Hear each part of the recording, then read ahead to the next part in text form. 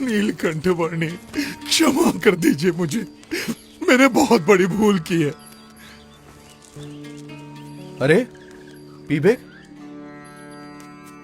गुरुदेव, मुझे क्षमा कर दीजिए गुरुदेव, और मुझे अपना शिष्य स्वीकार कर लीजिए। कल रात को मैंने मेरे सभी आराध्यों का फिर से आह्वान किया और उनसे कहा कि वे आपका नाश कर दें। तो उन्होंने तो मुझे ही बहुत मारा, पटक पटक कर धो दिया मुझे। और उन्होंने कहा कि आप तो सबके स्वामी, सर्वोपरि परमात्मा है। मुझे क्षमा कर दीजिए प्रभु, मुझे क्षमा कर दीजिए। सच्चे गुरु के बिना कोई भी साधक इधर उधर भटक ही जाता है। मैं भी भटक गया था। कोई बात नहीं विवेक, मार्ग से भटक जाने का अर्थ हमेशा ध्येय से भटक जाना ही नहीं होता। तुम्हारे पूर्व जन्मों की भूलों को तुम अज्ञान के कारण भूल गए हो, वैसे ही इस जन्म की भूलों को ज्ञान से भुला दो और अभी से एक अच्छे जीवन की शुरुआत कर दो। जी गुरुदेव, गुरुदेव, मैंने बहुत भूल की है। अब आप ही मेरा मार्गदर्शन कीजिए।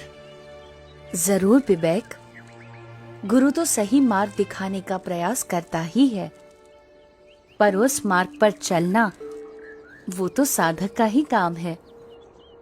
बस अब तुम एक सच्चे साधक को शोभा दे वैसा जीवन जियो। शुद्ध धर्म, शुद्ध आचरण, शुद्ध भक्ति भाव, यथार्थ ज्ञान आदि को अपनाकर परमात्मा की ओर कदम बढ़ाते चलो, तो वो भी तुम्हारी ओर आते चलेंगे। तुम्हारे पुराने संसार की रचना तुम ही ने की थी और तुम्हारे नए संसार की रचना भी तुम ही करो।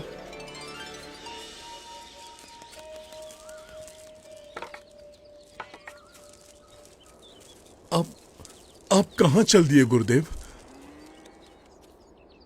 अब मुझे आपसे दूर नहीं होना है।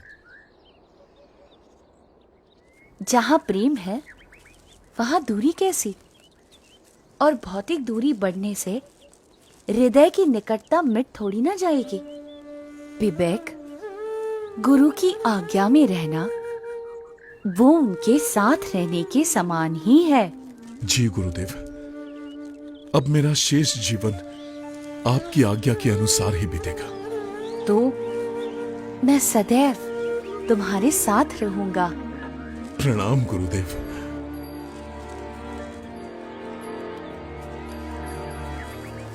प्रणाम नीलकंठ वर्णी।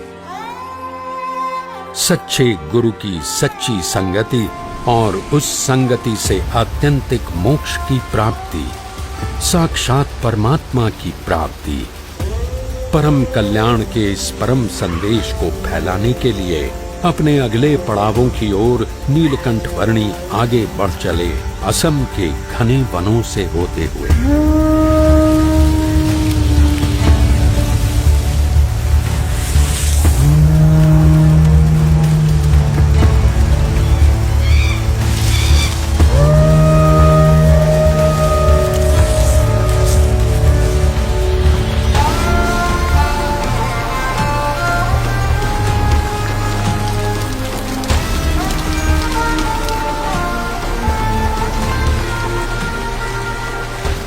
दक्षिणी असम के पर्वतीय प्रदेश को लांघते हुए चटगांव जिले के आसपास कहीं पर नीलकंठ वर्णी आ पहुंचे, एक दैवी, अप्रकट सी नौलखा पर्वत की साधना भूमि पर।